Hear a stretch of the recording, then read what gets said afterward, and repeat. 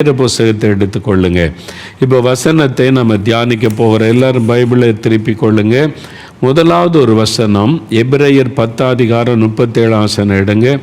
எபிரேயர் 10:37 307 பக்கம் புதிய ஏற்பாட்டில். வருகிறவர் இன்னும் கொஞ்ச காலத்தில் வருவார், தாமதம் பண்ணார். இயேசுடைய வருகை பற்றி தான் நம்ம தொடர்ந்து தியானித்து கொண்டே வருகிறோம். அவருடைய வருகை எப்படி இருக்கும், அவருடைய வருகைக்குள்ள யார் பங்கு பெறுவாங்க, ரகசிய வருகையில் யார் எடுத்துக்கொள்ளப்படுவாங்க, இந்த சம்பவங்களை தியானித்து வருகிறோம். வசனம் சொல்லுகிறது, வருகிறவர் இன்னும் கொஞ்ச காலத்திலே வருவார், இனி தாமதம் பண்ணார். ஆண்டோடைய வேலை சமீபித்து விட்டது. கொள்ள நோய், பஞ்சங்கள், பாதிப்புகள், உலகத்திலே நடக்கிற கடைசி கால தீமைகள், ஆபத்துகள், இதெல்லாம் கவனித்து பார்க்கும்போது ஆண்டோடைய வருகை சமீபித்து விட்டது, உலகத்தின் முடிவு சமீபித்து விட்டதை பார்க்கிறோம். அதனால்தான் வருகிறவர் இன்னும் கொஞ்ச காலத்திலே வருவார், இனி தாமதம் பண்ணார். அதை நம்ம அறிந்து கொள்ள வேண்டும். அது ஏன் ஆண்டவர் தாமதம் பண்ணுகிறார்?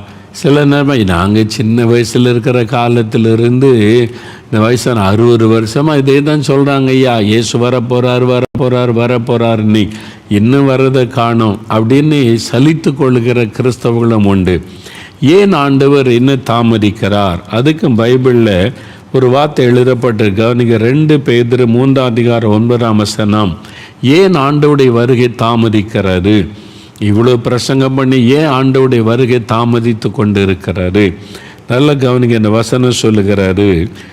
2 பேதுரு 3:9 324 பக்கம் வசனத்தை கவனிங்க. குட்டி பிள்ளைகள் கூட தாமதிக்கிறார், இயேசு தாமதிக்கிறார் என்று சிலர் எண்ணுகிறபடி கர்த்தராகிய இயேசு தமது வாக்கு தத்தத்தை குறித்து தாமதமாயிராமல் ஒருவரும் கெட்டு போகாமல் எல்லாரும் மனம் திரும்ப வேண்டும் என்று விரும்பி நம்மேல் நீடிய பொறுமை உள்ளவராயிருக்கிறார்.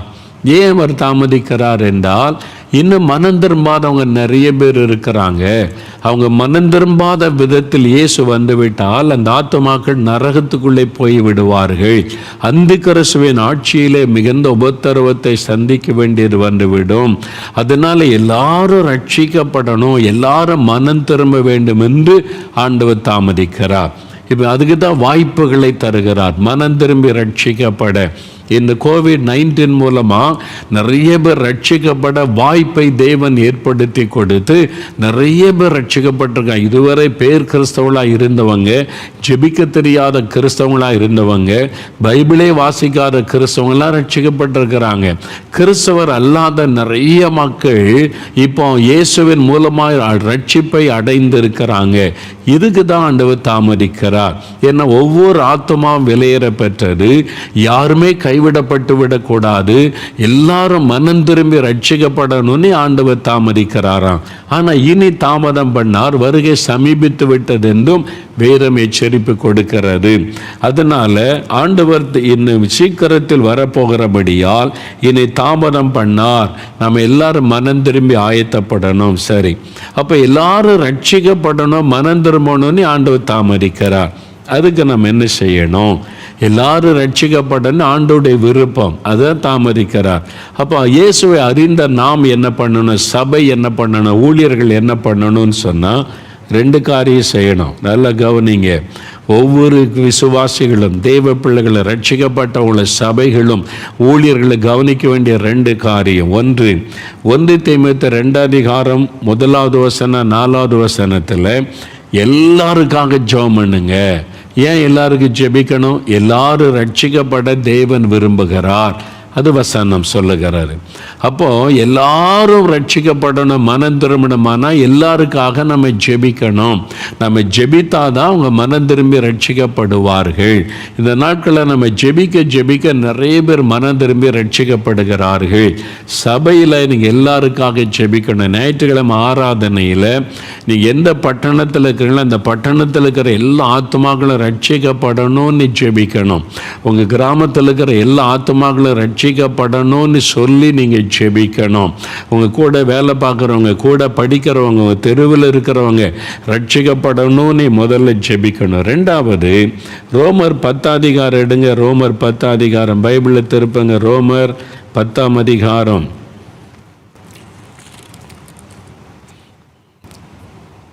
219 பக்கம் எடுத்துக்கொள்ளுங்க.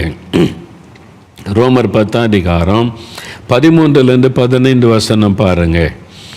13-15 வசனம் கவனி. ஆதலால் கர்த்தருடைய நாமத்தை தொழுது கொள்ளுகிற எவனும் ரட்சிக்கப்படுவான். கர்த்தராகிய இயேசு கிறிஸ்துவை, அந்த கர்த்தரை ஆராதிக்கிறவன் ரட்சிக்கப்படுவான், தொழுது கொள்ளுகிறவன். அவரை விசுவாசியாதவர்கள் அவரை எப்படி தொழுது கொள்ளுவார்கள்? அவரை குறித்து கேள்விப்படாதவர்கள் எப்படி விசுவாசிப்பார்கள்? பிரசங்கிக்கிறவன் இல்லாவிட்டால் எப்படி கேள்விப்படுவார்கள்? அனுப்பப்படாவிட்டால் எப்படி பிரசங்கிப்பார்கள்? சமாதானத்தை கோரி நற்காரியங்களை சுவிசேஷமாய் அறிவிக்கிறவர்களுடைய பாதங்கள் எவ்வளவு அழகானவைகள் என்று எழுதியிருக்கிறது.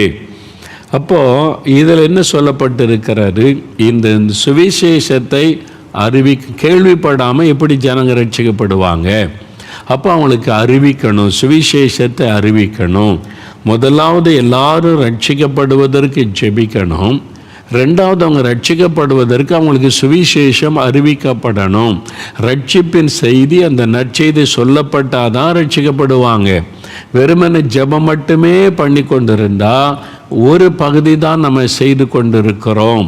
சுவிசேஷம் அறிவிக்கப்படும் போது தான் அது முழுமை பெறும். அதனால தான் இந்த ரெண்டும் ரொம்ப அவசியம். ஜெபிக்கணும், சுவிசேஷம் அறிவிக்கணும். ஜெபிக்கணும், சுவிசேஷம் அறிவிக்கணும். இந்த ரெண்டுமே முக்கியம். ஒன்று நாம் அறிவிக்கணும், ரெண்டாவது அறிவிக்கிறவர்களை அனுப்ப வேண்டும். நாம் யாருக்கு அனுப்பணும்? அறிவிக்கணும். பக்கத்தில் உள்ளவர்களுக்கு நாம் அறிவிக்கணும். நம்முடைய தெரு, நம்முடைய கிராமம், நம்முடைய மாவட்டம், தாலுகாவில் இருக்கிறவங்களுக்கு நம்ம சுவிசேஷத்தை அறிவிக்கணும். தூரத்தில் இருக்கிறவங்களுக்கு, பீகாரில் இருக்காங்க, குஜராத்தில் இருக்காங்க, ராஜஸ்தானில் இருக்கிறாங்க, அவங்களுக்கு அறிவிக்கிறவங்களை நம்ம அனுப்ப வேண்டும். இந்த ரெண்டு விதமான ஊழியங்களை எல்லாருமே அந்த ஊழியங்களில் பங்கு பெறணும். எல்லா சபைகளும் அதை செய்ய வேணும். ரொம்ப முக்கியம். பக்கத்தில் உள்ளவங்களுக்கு நம்ம அறிவிக்கணும், தூரமாக இருக்கிறவங்களுக்கு அறிவிக்கிறவளை அனுப்ப வேண்டும். அதுதான் மிஷினரிகளை அனுப்புவது.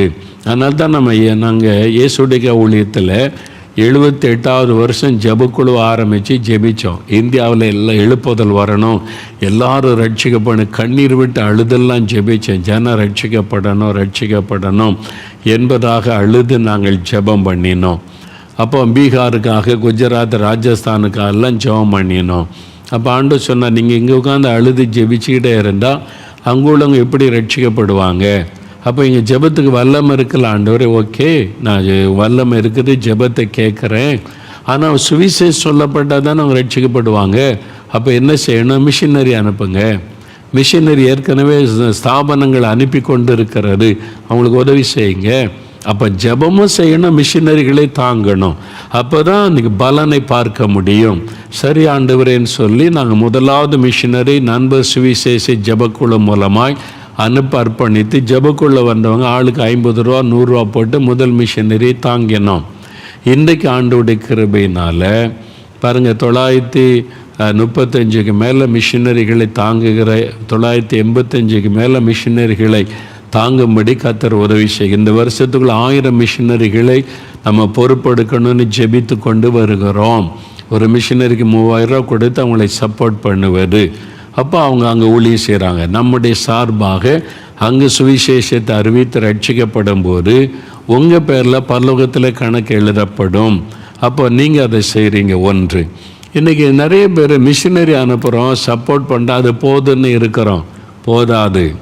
நல்ல கவனித்து கொள்ளுங்க. விசுவாசிகள், தெய்வ பிள்ளைகள், ரட்சிக்கப்பட்டவங்க யாராக இருந்தாலும் மிஷினரி அனுப்புகிறோம். குஜராத்தில் மிஷினரி சர்ச்சு கட்டுறோம், பீகாருக்கு அனுப்புகிறோம், அது போதுன்னு சந்தோஷமாக இருந்தீங்கன்னா ஒரு பகுதியை தான் நீங்கள் நிறைவேற்றுறீங்க.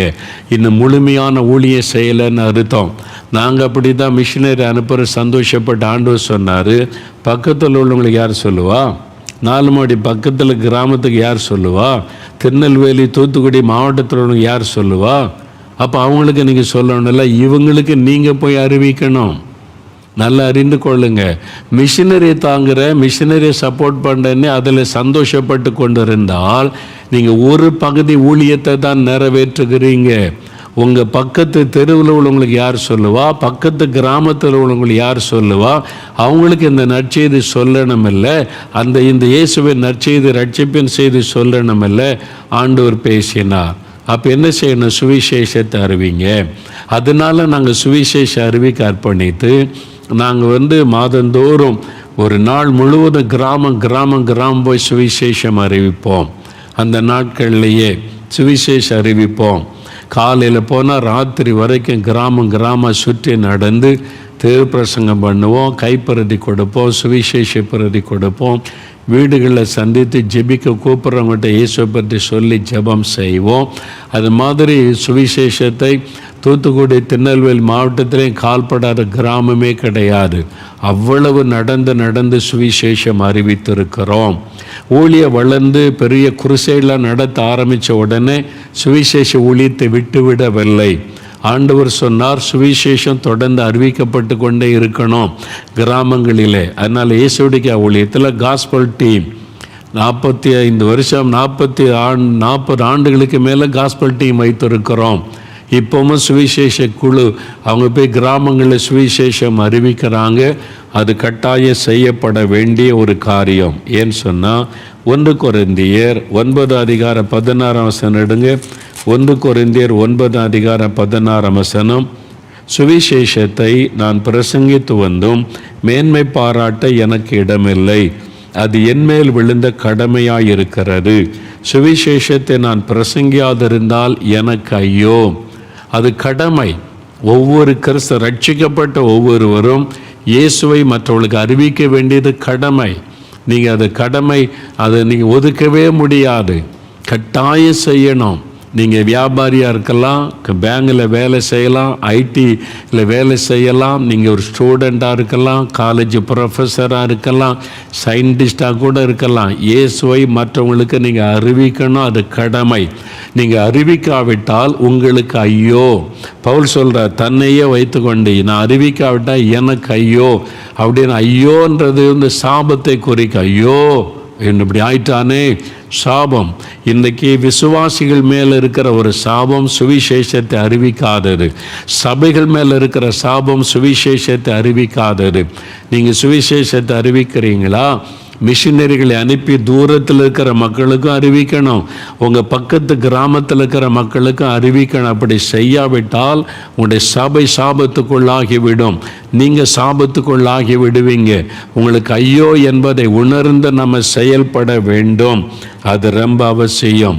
இப்போ எங்கள் சபையில் அது நியூ லைஃப் CSI சபை தான். ஆண்டவர் தெளிவாக பேசினார், தீர்க்க தரிசனமாக சுவிசேஷத்தை நீங்கள் அறிவிக்கணும் என்று சொல்லி ஆவியில் நிரம்பி ஜெபம் பண்ணும்போது பேசினார்.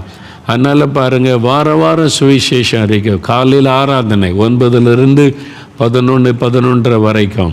ஒவ்வொரு ஞாயிற்றுக்கிழமை மாலை 3 மணிலேருந்து 6 மணி வரைக்கும் சுவிசேஷம் அறிவிப்பார். 4 டீம், ஆண்கள் ஒரு டீம், பெண்கள் ஒரு டீம், வாலிப பையங்க ஒரு டீம், வாலிப பெண் பிள்ளைகள் ஒரு டீம்.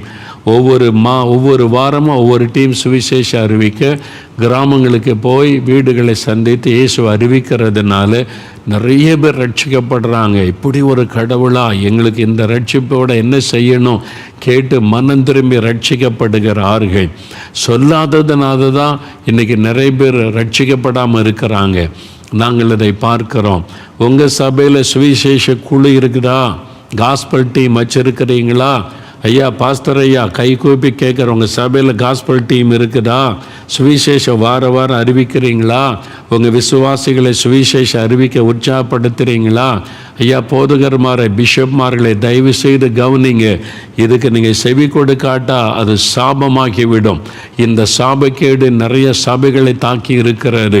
ஆண்டவர் என்ன விரும்புகிறார்? சுவிசேஷத்தை ஜெபித்தா மாத்திரம் போதாது, சுவிசேஷத்தை நம்ம அறிவிக்கணும், சொல்லணும், மற்றவங்களுக்கு இந்த இயேசுவை அறிமுகப்படுத்தணும் என்பது கிறிஸ்தவர்கள் ஒவ்வொருவர் மேலே விழுந்த ஒரு பொறுப்பு. அது கடமை. அதை செய்யாவிட்டால் அது சாபமாகிவிடும் என்பதை மறந்துவிடக்கூடாது. தயவு செய்து அதற்கு முயற்சி பண்ணுங்க. ஆண்டவர் ஒரு முறை கேட்டார், பாஸ்டர்ஸ் மத்தியில் பேச போயிருந்த போது, அவங்களுடைய ஆசீர்வாதத்துக்கெல்லாம் ஜெபிக்கிற, ஓகே, அவங்கள்ட்ட ஒரு கேள்வி கேளு, அவங்களுக்கு வரக்கூடிய காணிக்கையில் சுவிசேஷத்துக்கு எவ்வளோ செலவு பண்ணுறாங்க? யோசித்து பாருங்கள், சுவிசேஷத்துக்கு ஜனங்கள் தசமாக காணிக்க கொடுக்குறாங்கல்ல, சுவிசேஷத்துக்கு அதில் எவ்வளோ செலவு பண்ணுறீங்க? சுவிசேஷத்துக்கு நீங்கள் பணம் செலவு பண்ணாவிட்டால் நீங்கள் பாவம் செய்து கொண்டு இருக்கிறீங்கன்னு அர்த்தம். இப்போ எங்கள் சபையில், சிஎஸ்ஐ சபையில் 4 மிஷினரிகளை தாங்கி வருகிறோம். வட இந்தியாவில் ஊழியம் செய்கிறாங்க மிஷினரிகள். அது போதுன்னு நாங்கள் இருக்கலை. நாங்கள் சுற்று வட்டார கிராமங்களில் தெருக்களில் போய் சுவிசேஷம் 2மே செய்யணும், 2மே நடக்கணும். தூரமாக இருக்கிறவங்களுக்கு அறிவிக்க ஆட்களை அனுப்பணும், பக்கத்தில் இருக்கிறவங்களுக்கு நாமே போகணும். நீங்கள் படிக்கிற இடத்துல, வேலை செய்கிற இடத்துல நீங்கள் அவங்களுக்கு சுவிசேஷம் அறிவிக்கணும்.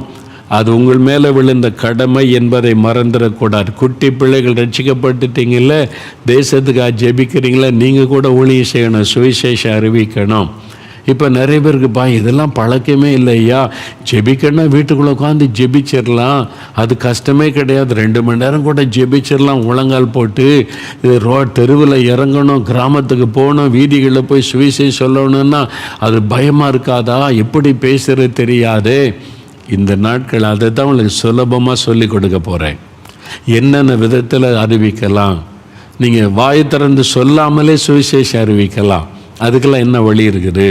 நான் உங்களுக்கு அதை சொல்லி கொடுக்க போகிறேன். ஆண்டவர் எனக்கு கற்றுக் கொடுத்தது, என்னை நடத்தி கொண்டு வந்த பாதையெல்லாம் உங்களுக்கு சொல்லி நான் உங்களுக்கு இந்த நாட்களில் எப்படி சுவிசேஷத்தை அறிவிப்பது இதெல்லாம் சொல்ல போகிறேன். ஆனால் ரொம்ப கட்டாயம் அறிவிக்கணும். சின்ன குட்டி பிள்ளைகள் கூட நான் இயேசுவை மற்றவங்களுக்கு சொல்லணும் அப்படின்னு சொல்லி நீங்கள் தீர்மானிக்கணும்.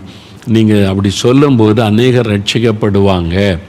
நான் ஒரு முறை சின்ன பிள்ளைகள் ஏற்கனவே சொல்லியிருக்கிறேன், திரும்ப சொல்கிறேன். குட்டி பிள்ளைகள் கவனிங்க. சின்ன பிள்ளைகளுக்கு ஒரு கேம்ப் நடத்தின, டீனேஜ் கேம்பு. அப்போது ஒரு 13 வயசு 13 வயசுலேருந்து எல்லாம் இருக்கிறாங்க. நீங்கள் ஊழியெல்லாம் செய்கிறீங்களா, ஏசப்பா பற்றி மற்றவங்களுக்கு சொல்கிறீங்களா, ரட்சிக்கப்படுறாங்களா கேட்டோன்னு நிறைய பிள்ளைகள் கை வைத்தினாங்க. நான் சொல்கிறேன் அப்படின்னு சொல்லி ஒரு தம்பி அவனை கூப்பிட்டேன். நீ எப்படி இயேசுவை பற்றி சொன்ன, யார் ரட்சிக்கப்பட சொன்னால், என் கூட ஃப்ரெண்டு ஸ்கூலில் படிக்கிற ஃப்ரெண்டு, அவன் ரட்சிக்கப்பட்டுட்டான், இயேசுவை ஏற்றுக்கொண்டுட்டான், அவன் ஆண்டோடைய பிள்ளையாக மாறிட்டான்னு சொன்னான். அப்போது நீ சொன்னியா? ஆமாம், நான் தான் இயேசுவை பற்றி சொன்னேன்.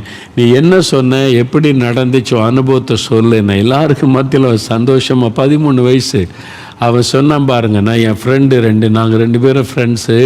அவன் கிறிஸ்தவன் கிடையாது, ஆனால் நாங்கள் 2 பேரும் ரொம்ப ஃப்ரெண்ட்ஸாக ஒன்றா விளையாடும் செய்வோம். ஒரு நாள் அவன்கிட்ட சொன்னேன், டேய் நீ ஜீசஸை ஏற்றுக்கொள்ளணும், ஜீசஸ் உள்ளத்தில் வந்துட்டால் நம்ம ஹாப்பியாக இருக்கலாம். நான் பார்த்து எப்போவுமே ஹாப்பியாக இருக்கிறேன். நான் விளையாடும் போது மாத்திரம் இல்லை, வீட்டுக்கு போனாலும் ஹாப்பி, எப்போவுமே ஹாப்பியாக இருப்பேன், எப்போவுமே அந்த சந்தோஷம் ஹாப்பியாக இருப்பேன். அப்போ இயேசு ஏற்றுக்கொண்டால் ஹாப்பியாக இருக்கலாம். அவன் கேட்டான், இயேசு ஏற்றுக்கொண்டா நானும் கூட ஹாப்பியாக இருக்கலாமா? எனக்கு நிறைய கஷ்டம்லாம் இருக்குதுப்பா, சந்தோஷமாக இருக்க முடியல. இயேசு ஏற்றுக்கொண்டா நான் ஹாப்பியாக ஏம்மா இயேசு ஏற்றுக்கொண்டா நீ ஹாப்பியாக இருக்கலாம், அவ்வளோதான் செய்தி. இயேசு ஏற்றுக்கொண்டா நீ ஹாப்பியாக இருக்கலாம், சந்தோஷமாக இருக்கலாம், அவ்வளோதான் அவர் சொன்ன செய்தி. அப்போ அவர் ஏற்றுக்கொள்ள என்ன பண்ணும்? இயேசுவை என் உள்ளத்தில் வாங்க நீ கூட்டம் வந்துடுவாங்க. என்ன சிலுவையில் உனக்காக மறிச்சிருக்கான், சிம்பிள் காஸ்பல், அவ்வளோதான். அந்த பையன் உடனே பாருங்கள், இயேசுவை என் உள்ளத்தில் வாங்க, என் ஃப்ரெண்டோடைய கூட இருக்கிறீங்களே, என் கூட இருங்க, நான் உண்மை விசுவாசிக்கிறேன், உண்மை ரட்சகராக ஏற்றுக்கொள்கிறேன் அப்படின்னு ஏற்றுக்கொண்டான் பாருங்கள். இப்போ அவனும் ரட்சிக்கப்படான். சொல்ல நான் ஹாப்பியாக இருக்குது, மனசுக்கு ரொம்ப சந்தோஷமாக இருக்குதுன்னு சொல்லி, அவ்வளோதாங்க. படிக்கிற பையன் கூட சுவிசேஷத்தை சொல்கிறான். நீங்கள் சொல்கிறீங்களா? ஹாப்பி, அதை பகிர்ந்து கொள்ளுங்க, அவ்வளோதான். நீங்கள் வேலை செய்கிற இடத்துல சிம்பிளாக பகிர்ந்து கொள்ளலாம். எல்லாருமே கட்டாயமாக நம்ம ஊழியம் செய்யணும். நீங்கள் யோசித்து பாருங்கள், நம்ம ஆலயத்தில் பாடுறோம்ல, ஆத்துமா ஒன்று ரட்சிக்காமல் வெட்கத்தோடைய ஆண்டவா வெறுங்கையோடுமை கண்டு கொள்ளலாகுமோ. சர்ச்சில் பாடுறோம்ல இந்த பாட்டு, யோசிங்க, இந்த பாட்டுக்கு என்ன அர்த்தம்?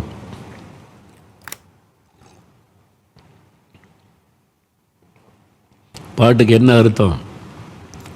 ஒரு நாள் இயேசுவை சந்திக்க பரலோகத்து போனால் ஆண்டவர் கேட்பார், எனக்கு என்ன கொண்டு வந்த மகளே, எனக்கு என்ன கொண்டு வந்த? நான் உன்னை ரட்சித்தேன், உன்னை அபிஷேகம் பண்ணேன், நீ ஜெபித்த போது உனக்கு சுகம் கொடுத்தேன், நீ ஜெபித்த போது உன் குழந்தைக்கு சுகம் கொடுத்தேன், நீ ஜெபித்த போது உனக்கு வேலை கொடுத்தேன், நீ ஜெபித்த காரியத்தெல்லாம் உனக்கு பிஸ்னஸ் கொடுத்தேன், காரு கொடுத்தேன், வீடு கொடுத்தேன், நீ கேட்டதெல்லாம் உனக்கு தந்தனே, நீ எனக்கு என்ன கொண்டு வந்த? என்ன சொல்லுவீங்க? ஆண்டவரே, பரலோகத்தில் ரோட்டில் தங்கத்தில் தானே ரோடு போட்டிருக்குமா, இங்கே தங்கம் தேவையா? ஏன் கோல்டு தரட்டுமா? பரலோகத்துக்கு கோல்டு போகாது. நீங்கள் ஒன்றும் கொண்டு போக முடியாதே. சொத்து கொண்டு போகலாம். ஆண்டவரே, உங்களுக்கு சொத்து தரட்டுமா? சொத்து கொண்டு போக முடியாதே. உங்கள் சொத்து, பொருள், வீடு, பொண்ணு எதையும் பரலோகத்துக்கு கொண்டு போக முடியாது. அப்போ எதை கொண்டு போக முடியும்? நீங்கள் சம்பாதிக்கிற ஆத்மா. ஒருத்தர் ரட்சிப்புக்குள்ளே நடத்தி ஒரு ஆத்மா ஆதாயம் பண்ணிட்டா, அந்த ஆத்மாவை கொண்டு போய் என்னால் முடிஞ்சது ஒரு 10 ஆத்மாவை நான் ஆதாயம் பண்ணியிருக்கிற ஆண்டவரே, நான் ஒரு ஆத்மாவை ரட்சிப்புக்குள்ளே நடத்தி இருக்கிறேன், என் ஃப்ரெண்டுக்கு சொல்லி அந்த குடும்பம் ரட்சிக்கப்பட்டிருக்குது, இவங்களுக்கு இயேசுவை பற்றி சொல்லி ரட்சிப்புக்குள்ளே நடத்தி இருக்கிறேன். அதுதான் இயேசுவுக்கு சந்தோஷம். அதுதான் பரலோகத்தை சந்தோஷப்படுத்துகிற விஷயம். ஆண்டவரே, நான் ஜெபம் பண்ணி இந்த கேன்சர் வேறு குணமாயிட்டு, அவங்களுக்கு சந்தோஷம் பரலோகத்தில் வராது. நான் ஜெபம் பண்ண சப்பானி நடந்துட்டாங்க, உங்களுக்கு சந்தோஷம், பரலோகத்தில் சந்தோஷம் வராது. நான் ஜெபம் பண்ண ஆண்டவரே 20 வருஷம் வியாதி சோமாயிட்டு, அவங்களுக்கு ஒரு சந்தோஷம், உங்களுக்கு சந்தோஷம், பரலோகத்தில் சந்தோஷம் வராது. ஒரு ஆத்மா ரட்சிக்கப்படும் போது தான் பரலோகத்தில் சந்தோஷம். ஒரு ஆத்மாவை ரட்சிப்புக்குள் நடத்துவதற்கு தான் அற்புதங்கள், அடையாளங்களை கர்த்தர் செய்கிறாரே தவிர நம்மை பெருமைப்படுத்தி கொள்ள அல்ல, அதில் ஆண்டவர் மகிழுவது அல்ல. ஜனங்களுடைய துக்கம் சந்தோஷமாக மாறுது, அவ்வளோதான். ஆனால் அப்போ ஆத்மா ரட்சிக்கப்பட்டாதான் ஜீவ புஸ்தகத்தில் பெயர் எழுதப்படும். அப்போ தான் பரலோகத்தில் சந்தோஷம். அப்போ ரட்சிப்பின் செய்தியை சொல்லி ஜனங்களை ரட்சிப்புக்குள்ளே நடத்தணும். சுவிசேஷத்தை நம்ம அறிவிக்கணும். உடனே சில சபை ஊழியம் செய்கிறவங்க உடனே நினைக்கிறோம், அதெல்லாம் எவாஞ்சலிஸ்ட், உங்களை மாதிரி எவாஞ்சலிஸ்ட் தான் ஐயா, நீங்கள் தான் போய் சுவிசேஷம் அறிவிக்கணும். நாங்கள் பாஸ்டர்ஸ், நாங்கள் மெய்ப்பன், சபையில் வரவங்களுக்கு நாங்கள் ஆராதனை நடத்துவோம், மெய்ப்பர்கள். அப்படி சொல்கிறீங்களா? பைபிளை திருப்புங்க. எபேசியர் 4 அதிகாரம், பைபிள் என்ன எழுதியிருக்கு பாருங்கள். எபேசியர் 4 அதிகாரம் 12-13 வசனத்தை பாருங்கள். எபேசியர் 4 அதிகாரம் 12-13 வசனம். 13ஆம் வசனத்தில் புதிய ஏற்பாட்டு கால 5 விதமான ஊழியம்: அப்போஸ்தலர்கள், தீர்க்கதரிசிகள், சுவிசேஷகர்கள், மெய்ப்பர்கள், போதகர்கள், அல்லது ஷெப்பர்ட்ஸ். அவங்க தான் பாஸ்டர்ஸ், அவங்க தான் போதகர்கள், சபை நடத்துகிறவங்க. அப்புறம் தீர்க்கதரிசிகள், டீச்சிங் ப்ரொஃபஷன், ஆண்டோடைய வசனத்தை டீச் பண்ணுறவங்க. இப்படி 5 விதமான ஊழியம், புதிய ஏற்பாட்டு கால ஊழியம். இது எதுக்கு இந்த ஊழியம்? நல்லா கவனிங்க. அந்த வசனம் 12ஆம் வசனம், பரிசுத்தவான்கள் சீர் பொருந்தும் பொருட்டு. பரிசுத்தவான்கள் ரட்சிக்கப்பட்டவங்க கூட சீர் பொருந்தணும், அவங்க இன்னும் பரிசுத்தத்தில் வளரணும். அதுக்கு சுவிசேஷ ஊழியத்தின் வேலைக்காகவும். நல்லா கவனிங்க, சபை நடத்துகிறவங்களே கவனிங்க. சுவிசேஷம் அறிவிக்கிறது ஏன் வேலை இல்லை, நான் சபை மட்டும்தான் நடத்துவேன்னு சொன்னீங்கன்னா உங்களுக்கு வசனம் தெரியலைன்னு அர்த்தம். வசனத்தை ஒழுங்காக கவனிங்க. சபை நடத்துகிறவங்களாக இருந்தாலும், தீர்க்கதரிசியாக இருந்தாலும், சுவிசேஷகனாக இருந்தாலும், போதகர்களாக இருந்தாலும் சுவிசேஷ ஊழியத்துக்கான வேலையை செய்யணும். சுவிசேஷத்தை அறிவிப்பதற்கு பிரயாசப்படணும். நீங்கள் சுவிசேஷத்தை அறிவிக்க பிரயாசப்படலைன்னா, ஒன்று சபை வளராது, 2வது பரலோகத்தில் போய் நிற்கும்போது வெட்கப்பட்டு போவீங்க. அதை அறிந்து கொள்ளுங்க. கிறிஸ்துவின் சரீரமாகிய சபையானது பக்தி விருத்தி அடைவதற்கு, கிறிஸ்துவின் சபை பக்தி விருத்தி, இதுக்கு தான் இந்த 5 விதமான ஊழியங்கள். இதை மனதில் கொள்ள வேண்டும். அதனால் நான் மேய்ப்பன், சபையில் நான் பேசுவேன், சுவிசேஷம்லாம் அறிவிக்க மாட்டேன்னு சொன்னீங்கன்னா நீங்கள் வசனம் உங்களுக்கு சரியாக தெரியலன்னு அர்த்தம்.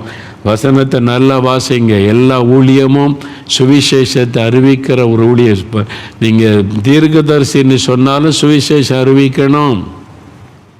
பிறகு வின்சென்ட் செல்வகுமார் கர்த்தருடைய தீர்க்கதரிசி உங்களுக்கு தெரியும். ஆனால் அவங்க நிறையா லட்சக்கணக்காக ட்ராக்ஸ் பிரிண்ட் பண்ணி அவங்க ஜனங்களுக்கு கொடுக்கறது, சுவிசேஷம் அறிவிக்கிற ஊழியத்தை செய்கிறது உங்களுக்கு தெரியுமா? நிறைய பேருக்கு தெரியாது. ஏதோ அவங்க உட்காந்து தீர்க்கதரிசனம் மட்டும் சொல்லி கொடுத்துருக்கான்னு நினைக்காதங்க. ஜெபிக்கிறாங்க, சுவிசேஷத்தை அறிவிக்கிறாங்க, ஆண்டோடைய செய்தியை மக்களுக்கு கொண்டு போக ட்ராக்ஸ் எல்லாம் பிரிண்ட் பண்ணி லட்சக்கணக்காக பிரிண்ட் பண்ணி அவங்க டீமே வச்சுருக்கிறாங்க கொடுப்பதற்கு. நாங்கள் இயேசுடிக்கிற டீம் ராமநாதபுரத்தில் அவங்க இருந்தபோது அவங்களோட சேர்ந்து கிராம சுவிசேஷம் அறிவித்திருக்கிறோம். அதனால் சுவிசேஷம் அறிவிக்கணும். பாஸ்டர் ரத்தனம்பால் ஐயா இருக்காங்க பாளையங்கோட்டையில், அவங்ககிட்ட கேட்டு பாருங்கள். அவங்க சபை இன்றைக்கி வளர்ந்து பெருகி இருக்க காரணம் என்ன? அவங்க சொன்னாங்க, தங்களுக்கு வரக்கூடிய காணிக்கையில் பெரும்பகுதி சுவிசேஷத்தை அறிவிக்க செலவு பண்ணுகிறோம். அவங்க டிராக்ட்ஸு, புஸ்தகங்கள், பைபிள் வாங்கி புறஜாதி மக்களுக்கு கொடுத்து இயேசுவின் அன்பை அறிவிப்பதற்கு அவங்க அதிகமான பணத்தை செலவு செய்கிறார். அதான் சபை வளருகிறது. நீங்கள் சுவிசேஷத்துக்காக 5 பைசா கூட செலவு பண்ணாமல் சபை எப்படி வளரும்னு எதிர்பார்க்குறீங்க? எப்படி ஜனங்கள் ரட்சிக்கப்பட்டு வருவாங்கன்னு எதிர்பார்க்குறீங்க? சுவிசேஷம் அறிவிப்பதான் சபையினுடைய தலையாய பொறுப்பு. ஒரு சபை சுவிசேஷம் அறிவிக்காவிட்டால் அந்த சபை பூரணப்பட்டது அல்ல. யோசித்து கொள்ளுங்க. வருகை நாட்களில் வெட்கப்பட்டு போவீங்க. ஆண்டவர் கேட்பார், என் பிரதான கட்டளையை நிறைவேற்றினியான்னு கேட்பார். நாங்கள் தான் சபை நடத்துகிறோமே, இது கர்த்தருக்காக தானே நாங்கள் இதெல்லாம் செய்கிறோமே. ஓகே, சரி, இப்போ நல்ல கவனிங்க. இயேசு பல்லவத்துக்கு ஏறி போகும்போது சீஷர்கள் கொடுத்த பிரதான கட்டளை, great commission of our lord என்ன சொன்னார்? மார்க் 16:15 நீங்கள் சகல ஜாதிகளுக்கு சுவிசேஷத்தை சொல்லுங்கள், எல்லா மக்களுக்கும் சுவிசேஷத்தை அறிவிங்க. இதுதான் ஆண்டவர் கொடுத்த ஒரு பெரிய கட்டளை, எல்லாருக்கும் உரியது. இப்போ இயேசு வரும்போது யார் காணப்படுவாங்கன்னு நினைக்கிறீங்க? நல்ல கவனிங்க. ஒரு சமயம் ஒரு ஊழியக்காரர், அவர் பல இடங்களில் போய் பிரசங்கம் பண்ணுற ஊழியக்காரர், ஊழியத்துக்கு போனால் சில சமயம் 1 மாதம்லாம் ஊழியம் முடிச்சுட்டு திரும்புவார். தன்னுடைய மகனை கூப்பிட்டார், தம்பிங்க வாப்பா அப்படின்னார். சின்ன அந்த வாலிப தம்பி வந்தான். அப்பா, நான் ஊழியத்துக்கு போகிறேன், நான் வர்றதுக்கு 2-3 மாதம் கூட ஆகலாம், பல தேசங்களுக்கு போயிட்டு வரணும், எனக்கு சில வேலைக்கு செய்வியா? நான் செய்கிறேன்ப்பா, நீங்கள் சொல்லுங்கள், நான் செய்கிறேன். அவர் சொன்னார், என்னுடைய ஆஃபீஸ் ரூம் எல்லாம் பாரு, கொஞ்சம் தூசியாக இருக்குது, அழுக்காக இருக்குது, ஒழுங்கினமாக இருக்குது, எல்லாத்தையும் தொடச்சி, புக்ஸ் எல்லாம் பாரு, நிறைய டிக்ஷனரி வச்சுருக்கேன், பைபிள் டிக்ஷனரி, எல்லாத்தையும் ஒழுங்கு அடுக்கி இந்த மேஜெல்லாம் க்ளீன் பண்ணி சுத்தமாக வச்சுருப்பியா, நீட்டாக நான் வரும்போது. சரியப்பா, நான் செய்துடுறேன், நீங்கள் போங்க, நான் பார்த்துக்கிறேன் சொல்லிட்டு போயிட்டார். இப்போ அவர் ஊழியம் போயிட்டார். பல வாரங்கள் பல இடத்துல ஊழியெல்லாம் செய்துட்டு திரும்பி வர்றார். பல வாரங்கள் கழித்து ஊருக்கு திரும்பி வந்த உடனே மகன்கிட்ட வந்து என்ன கேட்பார்? மகனே வா தம்பி, வந்துட்டேன்ப்பா, என்ன காரியம்? நான் சொன்ன வேலையை செஞ்சியா? நல்லா கவனிங்க. போகும்போது ஒரு வேலை கொடுத்தேனாமா, செஞ்சியா? மகன் சொல்கிறப்பா, உங்களுடைய கோட்டு, அவங்க எல்லாம் அந்த குளிர்காலத்து கோட்டெலாம் போடுவாங்கள்ல, உங்கள் கோட்டு ஷூட்டு இதெல்லாம் ரொம்ப அழுக்காக இருந்துச்சுப்பா, நான் அதெல்லாம் கொண்டு போய் நல்ல செலவு பண்ணி அயன் பண்ணி நீட்டாக தொங்க விட்டு ஹேங்கரில் அழகாக இருக்குது பாருங்கள் அப்படின்னு சொன்னான். தகப்பனா கேட்டான், நான் சொன்ன வேலையை செய்தியா? அவன் சொன்னாப்பா, அவங்களுடைய ஷூவெல்லாம் அழுக்காக இருந்துச்சு, சாக்ஸ் எல்லாம் அழுக்காக, அதெல்லாம் துவைச்சி வச்சு ஷூக்கு நல்ல பாலிஷ் போட்டு பாருங்கள், ரொம்ப அழகாக அடுக்கி வச்சுருக்கேன் பாருங்கன்னா. அதுவும் தகப்பனாருடைய ஷூ தான், அதுவும் தகப்பனாருடைய ட்ரெஸ்ஸு தான், அவர் செஞ்சதெல்லாம் தகப்பனாருக்கு உள்ளது தான். ஆனால் தகப்பனார் எதிர்பார்க்கிறது என்ன? நான் போகும்போது உனக்கு ஒரு வேலை கொடுத்தேன்னு செய்தியா? அவன் மற்றதெல்லாம் சொல்கிறான், அது தகப்பனுக்காகத்தான் ஷூவை பாலிஷ் பண்ணது, தகப்பனுடைய ட்ரெஸ்ஸை தான் க்ளீன் பண்ணான். நீங்கள் சொல்கிறீங்க ஆராதனை நடத்துகிறேன் இயேசுக்காக தான், இயேசுக்காக தான், இதை செய்கிறேன் எல்லாம் நீங்கள் சொல்லலாம். இயேசு வரும்போது திரும்ப திரும்ப கேட்பார், நான் போகும்போது ஒரு பெரிய கட்டளை கொடுத்துட்டு போனேன்னு செய்தியா? என்ன சொன்னார்? எல்லாருக்கும் சுவிசேஷர், புறப்பட்டு போங்க, சுவிசேஷத்தை அறிவிங்க. திரும்பி வரும்போது ரட்சிக்கப்பட்ட ஒவ்வொரு இடத்திலும் தேவன் கேட்கிற கேள்வி அதுதான், தேவன் எதிர்பார்க்கிற எதிர்பார்ப்பு அதுதான். நீங்கள் சுவிசேஷத்தை சொன்னியா? சுவிசேஷத்தை அறிவிச்சியா? நீங்கள் என்ன வேணாலும் சொல்லலாம், அது ஆண்டவருக்கு உள்ளது தான். அந்த ஆண்டவருடைய எதிர்பார்ப்பு என்ன? நான் போகும்போது உனக்கு ஒரு வேலை கொடுத்தேன், அதனால தான் அதற்கு the great commission of our lord, இயேசுடைய பிரதான கட்டளை, ஒரு முக்கியமான கட்டளை என்பதா சொல்ல, சுவிசேஷத்தை அறிவிக்கணும்.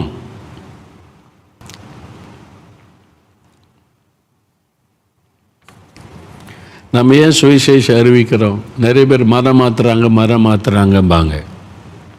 இந்த கிறிஸ்தவங்க தான் எல்லாம் மரம் மாற்றுறாங்க, மதத்தை பற்றி பேசுகிறாங்க. நிறைய தப்பான புரிந்து கொள்ளுதல். நம்ம மதத்தை பற்றி ஃபஸ்ட்டு நம்ம மதத்தை பற்றி பேசுவதில்லை. யாராவது கிறிஸ்தவ மதம் ரொம்ப இனிமையான மதம்னு பேசுகிறோமா? பேசுகிறதில்ல. மதத்தை பற்றி பேசுவதில்லை. நாம் ஒரு இரட்சகரை பற்றி பேசுகிறோம், ஒரு ஆண்டவரை பற்றி பேசுகிறோம். அவர் மூலமாய் கிடைக்கிற ரட்சிப்பு, பாவ மன்னிப்பு, சமாதான விடுதலை, அவர் மூலமாய் பரலோக பாக்கியம், அதைத்தான் சொல்லுகிறார். அதான் சுவிசேஷம். நம்ம மதத்தை பற்றி பேசுவதில்லை. ஆனால் அவங்க சொல்லுவது மதம் மாத்துறாங்க, நம்ம மதத்தை பற்றி பேசுவதில்லை. மதத்து மேலே நம்பிக்கை இல்லை. இயேசு மதத்தை பரப்புங்கன்னு சொல்லலை, மதத்தை பற்றி பேச சொல்லலை. கிறிஸ்தவம் மதமே கிடையாது. அது மனிதர்கள் வைத்த பெயர். மதத்தில் அது ஒரு மதம் என்று, மதம் என்றதை பார்க்க முடியாது. அது பரலோகத்துக்கு போகிற வழி. அதுதான் சொல்லுகிறோம். ரெண்டாவது, ஏன் கிறிஸ்தவங்க மட்டும்தான் அந்த மதம் மாத்துறாங்க செய்கிறாங்க? மலேசியா ஒரு முஸ்லீம் நாடு. அங்கே எல்லா மதத்தினர் இருக்கிறாங்க. முஸ்லீம்கள் இருக்காங்க, இந்துக்கள் இருக்கிறாங்க, புத்திஸ்ட் இருக்கிறாங்க, கிறிஸ்தவங்க இருக்கிறாங்க, பல மதங்கள் அங்கேயும் இருக்குது. இந்தியா மாதிரி எல்லா மதம் இருக்கிறது. ஆனால் மேலோங்கி இருப்பது முஸ்லீம்கள் அதிகம் இருக்கிறது. அரசாங்கத்தில் உள்ளவங்களாம் அந்த அரசாங்கம் இருக்கிறதுனால இந்த மதத்தில்னால பிரச்சனை வரக்கூடாதுன்னு வருஷத்தில் ஒரு முறை மத தலைவர்கள், பிஷப்மார்கள் எல்லாம் கூடுவாங்க. எல்லா மத தலைவர்கள், முஸ்லீம் மத தலைவர்கள், இந்து மத தலைவர்கள், அவங்களெல்லாம் கூப்பிட்டு அரசாங்கம் பேசுவாங்க. நாட்டில் அதாவது மத பிரச்சனை வந்துடக்கூடாது, அதெல்லாம் பேசுவதற்கு அப்படி ஒரு மீட்டிங் வைப்பாங்க. எல்லா ரிலீஜியஸ் லீடர்ஸும் கூப்பிடுவாங்க அரசாங்கமே. அப்போ கேத்தலிக் பிஷப்பு, அங்கே உள்ள ஆங்கிலிக்கன் பிஷப், மெத்தடி பிஷப்புங்க லீடர்ஸ் எல்லாம் வந்திருப்பாங்களாம். ஒரு சமயம் பாருங்கள், அவங்க பேசினாங்க போது, நாங்கள் இஸ்லாமியர்கள் வாரத்தில் ஒரு நாள் போய் தொழுகை நடத்துகிறோம், நாங்கள் தொழுகை நடத்துகிறோம், எங்களுக்குள்ள பக்தியாக இருக்கிறோம். இந்து சகோதரர்கள் அவங்க போய் அவங்க கடவுளை வணங்குறாங்க, கோயிலில் போய் சாமி கும்பிட்றாங்க, அதில் பக்தியாக இருக்கிறாங்க. நீங்கள் கிறிஸ்தவர்கள் சர்ச்சுக்கு போகிறீங்க, ஆராதிக்கிறீங்க, ஓகே. ஆனால் நீங்கள் மட்டும் தெருவா போய் கைப்பறுதி கொடுக்குறேன்றீங்க, இயேசுவை பற்றி சொல்கிறேன்றீங்க, எல்லாருக்கும் சொல்கிறாங்க, ரட்சிப்புன்றீங்க, இதை பற்றி பேசுகிறீங்க. நீங்கள் தானே இந்த மதத்தை பரப்புகிறீங்க, மதத்தை பரப்புறதுக்கு இவ்வளோ பிரயாசப்படுறீங்க அப்படின்னு சொல்லி அவங்க பேசினாங்க. நீங்கள் எங்களை மாதிரி நீங்கள் சர்ச்சுக்கு போயிட்டு சும்மா இருக்கலாம்ல, எதுக்கு எல்லாருக்குமே சொல்கிறீங்க? அதுதான் ஒரு கேள்வியாக கேட்கப்பட்டது. எல்லாரும் ஏன்னா அது கவர்மெண்ட் கேட்குது. கவர்மெண்ட் ஆஃபீஸர்ஸ் இருக்காங்க, எல்லா மத லீடர்ஸ் எல்லோரும் அமைதியாக இருந்தாங்க. ஒரு கேத்தலிக் பிஷப் அவங்க எழும்பினாங்க. கேத்தலிக் பிஷப் எழும்பி சொன்னாங்க, ஐயா, உங்கள் மதத்துக்குன்னு சில ஒழுங்குகள் இருக்குது. இஸ்லாமிய மதத்துக்கு நீங்கள் ஹஜ் யாத்திரை போகணும், இத்தனை முறை தொழணும், அது உங்களுடைய மதத்தினுடைய கோட்பாடு, அதை கரெக்டாக பின்பற்றணும் அப்படின்னு சொல்லி கொடுத்து அதை பின்பற்றுறீங்க. இந்துக்களுக்கு மத கோட்பாடு இருக்கிறது, கோயிலுக்கு போகணும், வணங்கணும், வாரத்தில் ஒரு நாள் 2 நாள் போகணும், அவங்களுக்கு சில ஒழுங்குகள், சில நாள் 40 நாள் விரதம் இருந்து போகிறது பழக்கம், அது அவங்களுக்குள்ள கோட்பாடு ஒழுங்குகள். இதை செய்யாட்டால் நமக்கு ஏதாவது காரியம் வந்துன்னு பயபக்தியோடு அவங்க செய்கிறாங்க. அப்படி புத்த மதம், ஒவ்வொரு மதத்துக்கும் அப்படி கோட்பாடு இருக்குது. கிறிஸ்தவ மதத்துக்கு எங்களுடைய தலைவர் இயேசு கிறிஸ்து எங்களுக்கு சொன்னது, வாரந்தோறும் கூடி ஆராதிச்சா மாத்திரம் போதாது, இந்த இயேசு என்கிற நற்செய்தியை, ரட்சிப்பின் செய்தியை எல்லாருக்கும் சொல்லணும், எல்லா இனத்தாருக்கும் எல்லா ஜனங்களுக்கும் சொல்லணும்னு இயேசு எங்களுக்கு கொடுத்த கட்டளை. நாங்கள் அதை நிறைவேற்றாவிட்டால் பரலோகத்துக்கு போக முடியாது. விளங்குதா உங்களுக்கு? நீங்கள் இஸ்லாமியர்கள் எப்படி ஹஜ் யாத்திரை போட்டால் அப்படி காரியம் உண்டோ, நீங்கள் கட்டளை வச்சுருக்கீங்களோ, இந்துக்கள் எப்படி இந்த மாதிரி விரதம் இருந்து இதெல்லாம் செய்யாட்டா நமக்கு இது இல்லைன்னு அவங்களுக்கு ஒரு நம்பிக்கை இருக்குதோ, எங்கள் கிறிஸ்தவங்களுக்கு எங்கள் தலைவர் இயேசு கிறிஸ்து கொடுத்த கட்டளை சுவிசேஷத்தை அறிவிக்கணும். அதான் பிரதான கட்டளை. அதனால தான் அதுக்காக எங்கள் உயிரையும் கொடுக்கக்கூடிய அளவுக்கு நாங்கள் ஊழியம் செய்கிறோம். இதை நாங்கள் நிறைவேற்றாவிட்டால் பரலோகத்துக்கு போக முடியாது. எல்லாரும் அமைதியாயிட்டாங்க. இயேசு கிறிஸ்து கொடுத்த கட்டளை நாங்கள் நிறைவேற்றணும்ல. இது எங்கள் மத கட்டளை இல்லை. எங்களுக்கு ஜீவனை கொடுத்த எங்கள் ரட்சகர் யாரை நாங்கள் ஞாயிற்றுக்கிழமை ஆராதிக்கிறோமோ அவர் கொடுத்த கட்டளை, அதை நிறைவேற்றாவிட்டால் நாங்கள் எப்படி பரலோகத்துக்கு போவது? அதனால நாங்கள் கிறிஸ்தவர்கள் இதை செய்தே ஆகணும். எங்கள் ஆண்டவருடைய கட்டளைக்கு கீழ்ப்படிந்தே ஆகணும். அதனால தான் செய்கிறோம். அதை நாங்கள் யாரையும் மதம் மாற்றுவதில்லை, மதத்தை பற்றி பேசுவதில்லை, நற்செய்தியை நாங்கள் அறிவிக்கிறோம். எல்லாருமே அமைதியாகிட்டாங்க, யாரும் அதுக்கு எதிர்த்து பேசலை. இதான உண்மை. ஆனால் பொய்யானதை பரப்பி கொண்டிருக்கிறாங்க. அதனால் நாம் எல்லாருமே சுவிசேஷம் அறிவிக்கணும். தயவுசெய்து பாஸ்டர்மார்கள், போதகர்கள், ஊழியக்காரர்கள், எவாஞ்சலிஸ்ட், அப்போஸ்தலர்கள் என்ன விதமான ஊழியம் செய்யுங்க. நீங்கள் வந்து சோசியல் மீடியாவில் என்ன வேணாலும் நீங்கள் பேசுங்க, செய்யுங்க. தெருவில் இறங்கி சுவிசேஷம் அறிவிக்கிறீங்களா? கிராமங்களுக்கு போய் சுவிசேஷம் சொல்கிறீங்களா? ஆண்டவர் அறியாத மக்களுக்கு இயேசுவின் ரட்சிப்பை சொல்கிறீங்களா? அதை செய்யாவிட்டால் உன்னுடைய ஊழியம் பரிபூர்ணப்பட்டது அல்ல. ஆண்டவர் வரும்போது கணக்கு கேட்பார், என் பிரதான கட்டளையை நிறைவேற்றினியான்னு சொல்லி. அப்போ இந்த ஊழியத்தில் பலவிதமான ஊழியம் இருக்கிறது.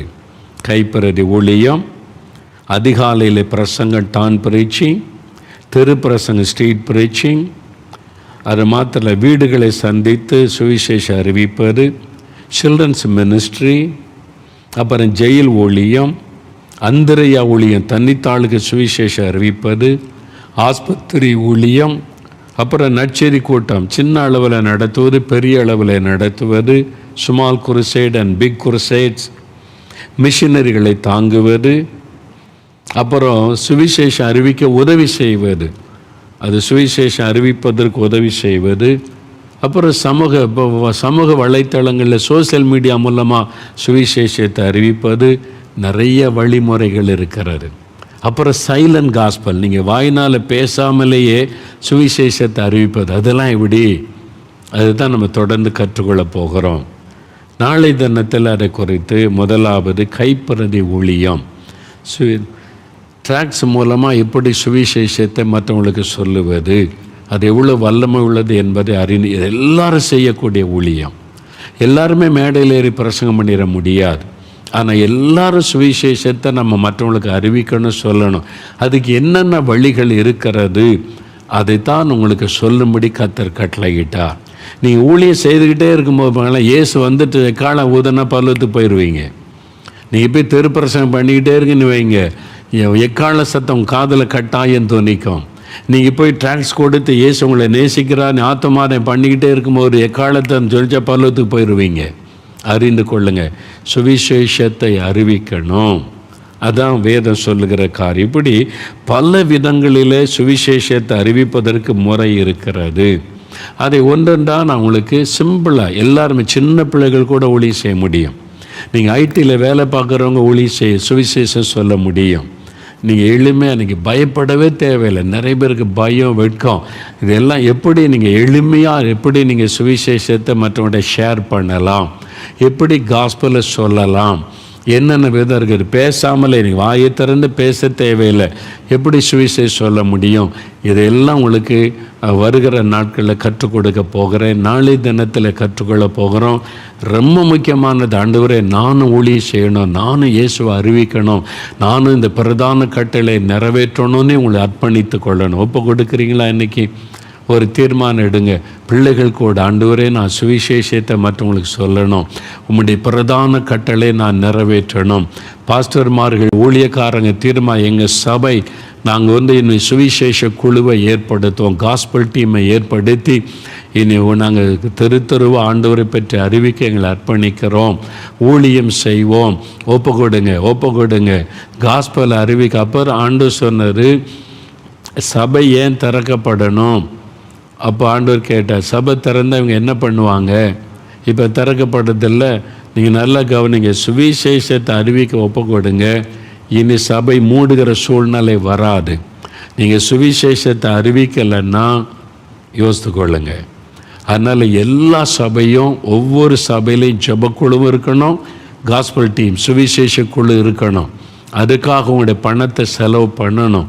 ஒரு பங்கு கொஞ்சமாவது செலவு பண்ணணும் ஒவ்வொரு சபையும். சரியா? இன்றைக்கு ஒப்பு கொடுக்கலாம். ஆண்டவரே நானும் சுவிசேஷத்தை அறிவிக்க என்னை ஒப்பு கொடுக்கிறேன், நான் மற்றவர்களுக்கு உண்மை சொல்லணும், ரட்சிப்பை சொல்லணும், உம்முடைய அன்பை சொல்லணும், அன்றைக்கு எனக்கு கிருபை தாரும், நீர் எனக்கு கொடுத்த சந்தோஷத்தை நான் பகிர்ந்து கொள்ளணும், எனக்கு உதவி செய்யும். ஜெபிக்கிறீங்களா? அப்படியே வலதுகரம் வைத்துங்க. தகப்பனே, யார் யார் சுவிசேஷத்தை அறிவிக்க உம்முடைய பிரதான கட்டளையை நிறைவேற்ற ஒப்பு கொடுக்குறாங்களோ அந்த குட்டி பிள்ளைங்க, வாலிபர்கள், வாலிப பெண் பிள்ளைங்கள், வயசானவங்க, பெரியவங்க எல்லாருமே நம்முடைய கரம் வைக்கப்படட்டும். சுவிசேஷத்தை அறிவிக்க வேண்டும் என்ற பாரம் எல்லாருக்குள்ளும் உண்டாகட்டும். இயேசுவை எல்லாருக்கும் சொல்ல வேண்டும் என்கிற பாரமும் அக்கறையும் தரிசனமும் எல்லாருக்குள்ளும் உண்டாகட்டும். எல்லா சபை தலைவர்களோட பேசுங்க, ஊழியக்காரரோட பேசுங்க. எல்லா சபையிலும் சுவிசேஷத்தை அறிவிக்கிற முக்கியமான கடமையை நிறைவேற்றும்படி ஆவியானவர் கிரியை செய்யுங்க. எங்களை அதற்காக ஒப்பு கொடுக்கிற ஆண்டவரே, நீர் வரும்பொழுது நான் வெறுங்கையோடு வரக்கூடாது, ஆத்துமாக்களோட வந்து நிற்கணும். உம்முடைய வருகையில் காணப்படும் போது ஆத்துமாக்களோட நான் வரணும். எனக்கு ஆத்துமா வேணும், என் மூலம் ஆத்துமா ரட்சிக்கப்படணும், என்ன ஆத்துமா ஆதாயத்தில் பயன்படுத்தணும். அதுக்கு என்னை ஒப்பு கொடுக்கிற ஆண்டவரே, எனக்கு பாரம் கொடுங்க, ஜெபிக்க கிருபை கொடுங்க, சுவிசேஷத்தை அறிவிக்க பலன் கொடுங்க, பயத்தை மாற்றுங்க, வெட்கத்தை எடுத்து போடுங்க, இயேசுவை அறிவிக்கிற கிருபை தாங்க. என்னை ஒப்பு கொடுக்கிறேன் ஆண்டவரே, என்னை ஒப்பு கொடுக்கிறேன். கர்த்தர் அப்படியே பொறுப்படுத்திக் கொண்ட அன்பிற்காக ஸ்தோத்திரம், ஸ்தோத்திரம். இயேசு கிறிஸ்துவின் நாமத்தில் ஜெபிக்கிறோம் பிதாவே. ஆமேன், ஆமேன். என் ஆத்துமாவே கர்த்தரை சோஸ்திரி, என் முழு உள்ளமே அவருடைய பரிசுத்தமுள்ள நாமத்தை சோஸ்திரி. என் ஆத்துமாவே கர்த்தரை சோஸ்திரி, அவர் செய்த சகல உபகாரங்களை மறவாதே. ஆமேன், ஆமேன்.